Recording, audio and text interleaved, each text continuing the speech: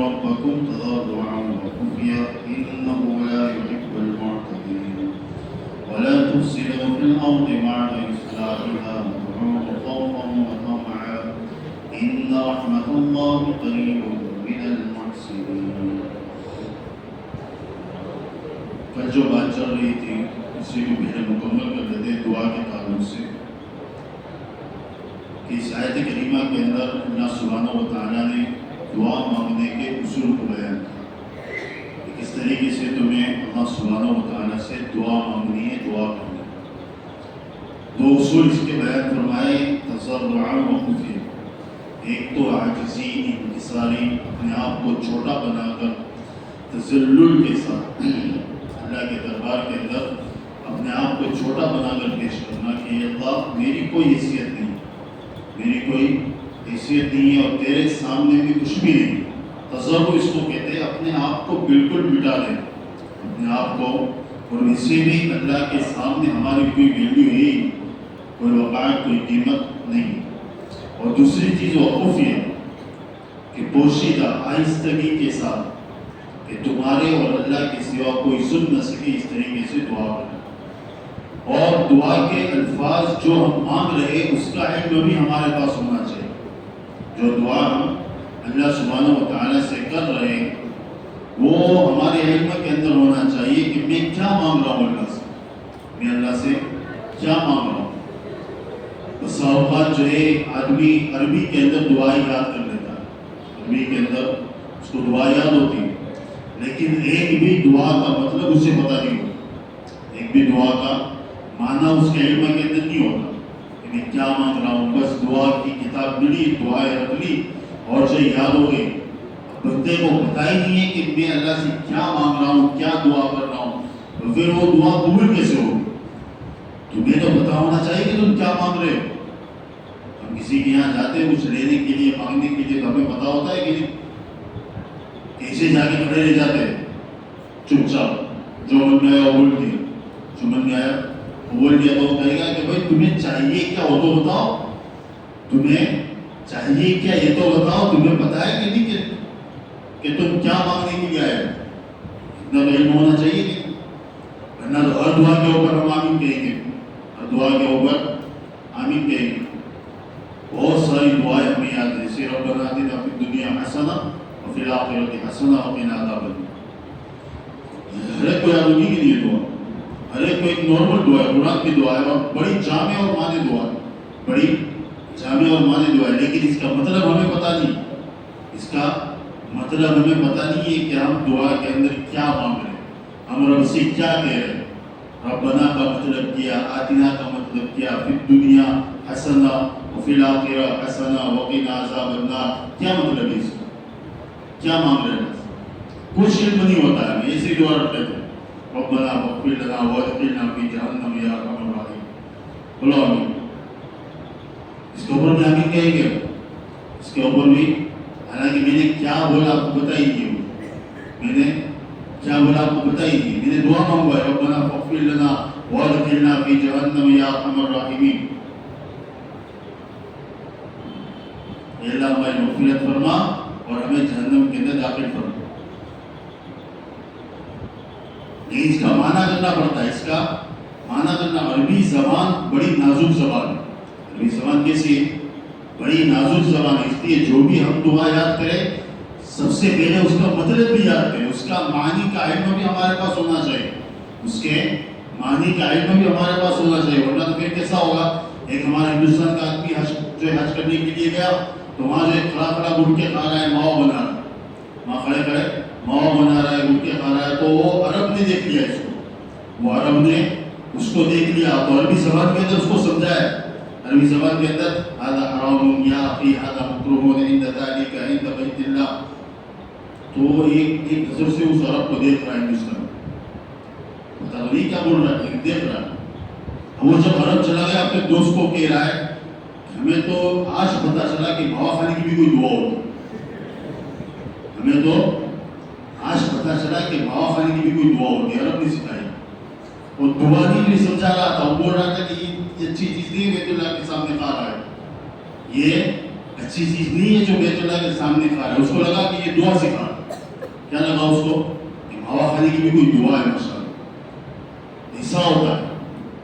اس لیے جو بھی دعا ہم یاد کریں سب سے پہلے اس کا مطلب بھی یاد کریں، ورنہ تو وادخلنا فی جہنم ہو جائے، وادخلنا فی جہنم یا ارحم الراحمین. اس طرح کی دعاؤں کے اوپر بھی ہم آمین کہیں گے کہ آمین ثم آمین. پتہ ہی نہیں ہے کہ جہنم میں لے جا رہا ہے کہ جنت میں لے جا رہا ہے. عربی زبان جو ایک بڑی نازک ہے، اس کو یاد کرو، اچھے سے یاد کرو، زبر زیر پیش اور سارے معنی اور مفہوم کے ساتھ یاد کرو اس کو، تو پھر یہ قبولیت کی زیادہ قریب ہوتی ہے.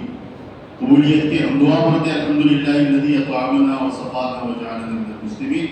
یہ کھانے کے بعد پھر ہم پڑھتے ہیں الحمدللہ الذی اطعمنا، ایک کہ تمام تعریف اللہ کے لیے جس نے ہمیں کھانا کھلایا، اس نے ہمیں کھانا کھلایا. اطعمنا، اب یہاں جو ہے اگر آپ میم کی جو زبر ہے میم کے اوپر اس کی جگہ پر جزم کرتے ہیں تو پورا مطلب بدل جائے گا. پورا مطلب الحمدللہ الذی اطعمنا کہہ دیا آپ نے، یہ ہوگا کہ تمام تعریف اس اللہ کے لیے جس کو ہم کھلا رہے ہیں، جس کو ہم کھلا رہے ہیں. جزاک اللہ خیرا، یہ موٹی موٹی مثال ہے لیکن جزاک اللہ خیرا، اللہ آپ کو بہترین بدلا، اللہ آپ کو بہترین بدلا دے. اور اگر کہ جزاک اللہ خیرا، کیا ہے جزاک اللہ خیرا. عام طور کے اوپر ہماری عمر جو بڑی ہوتی جاتی ہے تو عربی الفاظ جو ہماری زبان کے اوپر چڑھتے نہیں ہیں جلدی سے، عمر جب بڑی ہو جاتی ہے. ایک تو ہے کہ نارمل جزاک اللہ کہے کہ اللہ آپ کو بہترین بدلا دے. اور ایک آدمی کہے جوش میں آ کر کوئی بڑی آئٹم گفٹ کر دے جزاک اللہ گیا. جزاک اللہ کا مطلب کیا ہوا کہ اللہ تیرے ٹکڑے ٹکڑے کر دے. کیا کرے؟ تجزیہ کا مطلب ہوتا ہے کہ ٹکڑے ٹکڑے کرنا، ہر چیز کو الگ الگ کرنا، ہر چیز کو کیا کرنا؟ الگ الگ کرنا. تو ہر جو دعا ہم سیکھے کم سے کم اس کا معانی اس کے مطالب کے ساتھ سیکھے. کم سے کم ہمیں پتہ ہونا چاہیے کہ میں اللہ سے کیا مانگ رہا ہوں. میں اللہ سے ہم جو ابھی جو دعاؤں کی کتابوں کے اندر سے بے شمار دعائیں ابھی کے اندر یاد کر لیتے ہیں، لیکن ایک دعا کا بھی مطلب ہمیں پتہ نہیں ہوتا، ایک دعا کا بھی مطلب پتہ نہیں ہوتا. تو یہ دعا قبول ہونے کے بالکل بھی قریب نہیں ہوتی. اللہ کہتا ہے کہ اس کو پتہ ہی نہیں کہ مجھ سے کیا مانگ رہا ہے، تو میں کیا دوں اس کو، میں اس کو کیا دوں. تو کم سے کم ہمیں علم ہونا چاہیے کہ ہم کیا مانگ رہے ہیں، ہم اللہ سے کیا مانگ رہے ہیں. تو ادعوا ربکم تضرعا وخفیا، اس آیت کے اندر اللہ سبحانہ و تعالیٰ نے دو اصول بیان کیے، دعا کے اور عبادت کے بھی، دعا کے بھی اور عبادت کے بھی. کہ دعا بھی کس طریقے سے مانگنی ہے، عاجزی، تواضع، انکساری، تذلل، اپنے آپ کو بالکل گرا کر اللہ کے سامنے کہ اللہ میری کوئی حیثیت نہیں، میں کچھ بھی نہیں، تیرے سامنے میری کوئی اوقات نہیں. اور خفیہ بالکل جو پوشیدہ، ہمارے اور اللہ کے سوا کوئی سننے والا، ہمارے اور اللہ کے سوا کوئی سننے والا. اسی طریقے سے عبادت بھی اسی طریقے سے کرو، عبادت بھی اسی طریقے سے کرو کہ بالکل عبادت کے اندر بھی اپنے آپ کو اللہ کے سامنے بالکل جو ایسا چھوٹا بنا دو، بالکل کہ میری کوئی حیثیت نہیں. نمازیں پڑھ رہے ہیں بالکل اللہ کا استحضار ہو کہ میں کس کے سامنے کھڑا ہوں، میں کس کے سامنے کھڑا ہوں، اللہ کے سامنے کھڑا ہوں. میری کیفیت کیا ہونی چاہیے؟ جو ایک چھوٹے سے معمولی سے پی ایم سی ایم کے سامنے جب ہم کھڑے ہوتے ہیں تو کتنے عزت اور اکرام کے ساتھ کھڑے ہوتے ہیں، کتنے احترام کے ساتھ ہماری نگاہوں کا ہم خیال رکھتے ہیں، ہاتھ پیر کی حرکتوں کا خیال رکھتے ہیں، ادھر ادھر دیکھتے نہیں ہیں، نظریں ہمارے سامنے ٹکی ہوئی ہوتی ہے، کیونکہ سامنے بہت بڑا آدمی کھڑا ہے، ہمارے سامنے بہت بڑا آدمی کھڑا ہے، اس کی عزت ہے، اس کا احترام ہے. لیکن جو خالق کائنات ہے، جو بادشاہوں کا بادشاہ ہے، ہم ہر نماز کے اندر اس کے سامنے کھڑے ہوتے ہیں، لیکن ہمارے جو بالوں کے اندر، ہمارے کانوں کے اوپر جو تک نہیں دیکھتے، ہمیں جو اس ٹائم میں احساس نہیں ہوتا کہ ہم کہاں کھڑے، ہمیں اس کا احساس نہیں ہوتا. بس جو آئے نماز پڑھی، سلام پھیرا اور چلے گئے. کم سے کم دل کے اندر احساس پیدا کرو کہ میں اللہ کے دربار میں ہوں، اللہ کے سامنے کھڑا ہوں اور میں اللہ کو دیکھ رہا ہوں. اگر یہ نہیں ہے تو اللہ تو مجھے دیکھ رہا، اللہ سبحانہ و تعالیٰ تو ہر حال کے اندر مجھے دیکھ رہا ہے. کہ ایسے عبادت کرو اللہ اور خشوع اور خضوع کے ساتھ، اور ہو سکے تو خفیہ طور کے اوپر اللہ کی عبادت کرو. کیسے؟ خفیہ طور کے اوپر نوافل اور جو مستحبات، جو نفلی عبادتیں، وہ ساری کی ساری خفیہ طور کے اوپر کرو کہ یہ جو ہے خشوع اور خضوع کی زیادہ قریب ہوتی ہے اور ریا اور نمود سے پاک ہوتی ہے. ریا اور نمود سے کیا ہوتی ہے؟ پاک ہوتی ہے. دوسری آیت کے اندر اللہ سبحانہ و تعالیٰ فرماتے ہیں وَلَا تُفْسِدُوا فِي الْأَرْضِ بَعْدَ إِصْلَاحِهَا. زمین میں فساد نہ مچاؤ اس کی اصلاح کر دینے کے بعد۔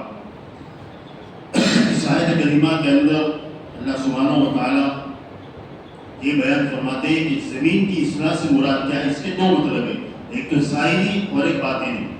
ایک زمین کی اصلاح ہے کہ ہم نے زمین کو صاف ستھرا پیدا کیا، ہم نے کیسا پیدا کیا زمین کو، اصلاح یعنی کہ بالکل درست پیدا کیا ہم نے زمین کو، اور جو اس کے اوپر چیزیں اگائی جاتی ہیں، اناج، کھانا پینا، غلہ، یہ ساری چیزیں جو زمین کے اوپر اگائی جاتی ہیں، کہا کہ ان کو تم برباد نہ کرو، ان کو تم برباد نہ کرو۔ یہ اس کا ایک ظاہری معنی ہے، یہ اس کا کیا ہے، ظاہری معنی ہے۔ اور ایک باطنی معنی یہ ہے کہ ہم نے زمین کی اصلاح کی، ہم نے زمین کی اصلاح کی۔ کیسے اصلاح کی ہم نے زمین کی؟ ہم نے زمین کی اصلاح اس طریقے سے کی کہ ہم نے پیغمبروں کو بھیجا، ہم نے یہاں پیغمبروں کو بھیجا، نبیوں کو بھیجا، رسولوں کو بھیجا، ہم نے کتابوں کو بھیجا، اور ان ساری چیزوں کو بھیجنے کے بعد زمین کے ماحول کو بالکل ہم نے سدھار دیا، زمین کے ماحول کو بالکل ہم نے سدھار دیا، اس کی اصلاح کر دی۔ اب جب یہ ساری چیزیں ہو چکی، اب اس کے بعد تم فساد نہ بھیجو، اب اس کے بعد کیا کرو، تم بولا تفسدوا، کیا ہم فساد برپا نہ کرو۔ فساد کا مطلب یہ ہے کہ ہم نبی کی باتوں کو نہیں ماننا، اس کی باتوں کو ٹھکرانا، شریعت کو جو ہے نہیں اپنانا، یہ ساری باتیں فساد میں داخل، یہ ساری باتیں کس میں داخل ہے، فساد کے اندر۔ کہ اب جو ہے زمین کی اصلاح ہو چکی ہے، زمین کی نبی آ چکے، رسول آ چکے، قرآن جو ہے آ چکا، اللہ کی کتاب آ چکی، ساری چیزیں آ چکی، ساری چیزیں آ چکی ہے۔ اب تمہارا فریضہ یہ ہے، تمہارے ذمہ یہ ہے کہ تم اللہ کی زمین کو پاک اور صاف رکھو عبادات کے ذریعے سے۔ اس کے ذریعے سے، عبادات کے ذریعے سے تم اللہ کی زمین کو پاک اور صاف رکھو، اس کو خراب نہ کرو، زمین کو خراب نہ کرو۔ اس لیے کہ اگر تم زمینوں کو خراب کرو گے گناہوں کے ذریعے سے، تو یہ زمینیں بھی کل قیامت کے دن گواہی دے گی، یہ زمینیں بھی کل قیامت، جس زمین کے حصے کے اوپر آپ نے اللہ کی نافرمانی کی ہے، وہ زمین کا ٹکڑا بھی کل قیامت کے دن اللہ کے حضور گواہی دے گا، اللہ کے حضور کیا دے گا، گواہی دے گا۔ اس لیے جو ہے اپنے آپ کو اسی چیزوں سے بچاؤ۔ ہم یہ سمجھتے ہیں کہ کوئی دیکھنے والا نہیں، گناہوں کے کام کر لے، کوئی دیکھ، حالانکہ ہر چیز کو اللہ سبحانہ و تعالیٰ حجت کے طور پر کل قیامت کے لیے حاضر کرے گا، کہ تاکہ حجت کام ہو جائے اس کے اوپر، اور اس کو بہانہ نہ ملے کہ اللہ سبحانہ و تعالیٰ نے بغیر دلیل کے، بغیر گواہ کے، بغیر حجت کے مجھے جہنم کے اندر ڈال دیا۔ نہیں، اللہ ہر چیز کو گواہ بنائے گا، اللہ سبحانہ و تعالیٰ ہر چیز کو گواہ بنائے گا۔ اس لیے اپنے آپ کو جو ہے گناہوں سے بچاؤ، اپنے آپ کو یہ نہ سمجھو کہ کوئی دیکھنے والا نہیں ہے، ہم کچھ بھی کر رہے ہیں۔ ابھی موقع ہے زمین کے اوپر، زمین کے اوپر، جب زمین کے نیچے چلے جاؤ گے پھر وقت نکل جائے گا، زمین کے نیچے چلے جاؤ گے تو وقت نکل جائے گا۔ حضرت بہلول دانا رحمۃ اللہ علیہ، نام سنا ہے آپ لوگ؟ بہلول ہارون رشید کے زمانے کے اندر تھے، اور دانا کے نام سے مشہور تھے، بڑے عقل مند، بڑے حکمت والی باتیں کرتے تھے بہلول، اور لوگ جو ان کو پاگل سمجھتے، لوگ کیا سمجھتے تھے ان کو، ان کا حلیہ ایسا تھا، ان کا حلیہ ایسا تھا فقیر والا، لیکن باتیں بڑی حکمت والی ہوتی تھی، باتیں بڑی حکمت اور دانائی والی ہوتی تھی، اس سے ان کا نام ہی تھا بہلول دانا، بہلول دانا کے نام سے مشہور تھے۔ آپ جو ہے راستے کے اوپر بیٹھے ہوئے تھے، ایک مرتبہ راستے کے اوپر آپ بیٹھے ہوئے تھے، ایک مرتبہ ایک شخص نکلا وہاں سے، پوچھا کہ بہلول یہاں کیا کر رہے ہو، بہلول یہاں کیا کر رہے ہو؟ تو حضرت بہلول نے کہا کہ اللہ اور بندوں کے بیچ میں صلح کروا رہا ہوں۔ کیا کروا رہا ہوں؟ اللہ اور بندوں کے بیچ میں صلح کروا رہا ہوں، سمادھان کروا رہا ہوں۔ اس شخص نے پوچھا کہ تو ہوا کیا آگے معاملہ ہوا کیا؟ تو حضرت بہلول نے کہا کہ اللہ تو مان رہا ہے، بندے نہیں مان رہے، اللہ تو مان رہا ہے، بندے نہیں مان رہے۔ وہ چلا گیا۔ دوسرے دن پھر بہلول کو دیکھا کہ قبرستان میں بیٹھے ہوئے، دوسرے دن بہلول کو دیکھا کہ قبرستان کے اندر بیٹھے ہوئے۔ وہ شخص سے پھر گزرا اور پوچھا کہ بہلول آج یہاں کیا معاملہ ہے؟ کہا کہ اللہ اور بندوں کے بیچ میں صلح کروا رہا ہوں۔ کیا کہا آپ نے؟ اللہ اور بندوں کے بیچ میں صلح کروا رہا ہوں۔ کہا پھر آگے کیا ہوا؟ تو بہلول نے کہا بندے مان رہے لیکن آج اللہ نہیں مان رہا۔ کیا کہا بہلول نے؟ بندے مان رہے ہیں لیکن آج اللہ نہیں مان. سمجھ میں آئی آپ کو بات؟ سمجھ میں؟ پہلے قبرستان کے باہر تھے. پہلے کہاں تھے؟ قبرستان کے باہر تھے کہ لوگوں کو سمجھاتے تھے کہ بھائی مان جاؤ. آج اللہ مان جائے گا, اللہ مان جائے گا, لیکن بندے نہیں مان رہے تھے کہ نہیں, وہ اپنے اٹرمی کے اندر, اپنے گناہوں کے اندر, اپنی مستی کے اندر مست تھے. اللہ آواز لگا رہا تھا کہ آ جاؤ, علم مستغفر ہے کوئی مغفرت طلب کرنے والا کہ میں اسے معاف کروں, ہے کوئی معافی طلب کرنے والا میں اسے بخش دوں. اللہ کی طرف سے روزانہ آوازیں لگائی جاتی ہیں, روزانہ اللہ کی طرف سے آوازیں لگائی جاتی ہیں. تو بیرون نے کہا ہے کہ آج اللہ مان رہا ہے لیکن بندے نہیں مان رہے. اور جب قبرستان کے اندر چلے گئے تو کہا کہ اللہ نہیں مان رہا. اب کون نہیں مان رہا؟ بندے تو مان رہے, بندے تو مان رہے, لیکن اب کیونکہ اس کا وقت ہی ختم ہو گیا, قبر کے اندر چلا گیا, تو اب اللہ کہے گا کہ ہم نے تمہیں موقع دیا تھا, ہم نے تمہیں زندگی دی تھی, عمل کرنے کی جگہ دی تھی, عمل کرنے کی صلاحیتیں دی تھی, آزاد جوارے دیے تھے, ساری چیزیں دی تھی. اب یہ تمہارا وقت ختم ہو گیا, اب ہمارا ٹائم شروع, اب ہمارا ٹائم شروع کیا. اللہ نہیں مان رہا. اس لیے زمین کے اوپر ہم جب رہتے ہیں تو زمین کے اوپر ابھی وقت ہے, زمین کے نیچے چلے گئے پھر بات ختم ہو جائے گی. پھر کیا ہو جائے گی؟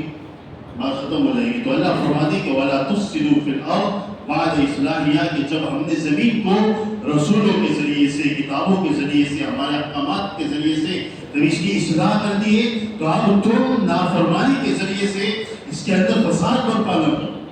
اب نافرمانی کے ذریعے سے, گناہوں کے ذریعے سے اس کے اندر فساد برپا نہ کرو.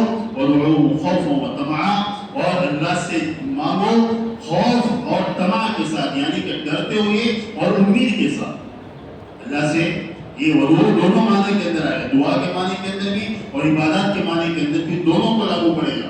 کہ دعا کے اندر بھی یہی کیفیت ہونی چاہیے کہ خوف بھی ہو اور طمع بھی ہو, امید بھی ہو. عبادات کے اندر بھی تمہارے دلوں کے اندر خوف بھی ہو. تمہارا خوف کس بات کا ہو کہ باری تعالیٰ میرے تو کوئی ایسے عمل نہیں, میرے تو کوئی ایسی عمل نہیں ہے کہ تو میرا عمل قبول کر لے اپنی بارگاہ کے اندر. میں تو بڑا گنہگار بندہ ہوں, بڑا عاصی ہوں, بڑا مجرم ہوں, لیکن قبول کروانا بھی ضروری ہے.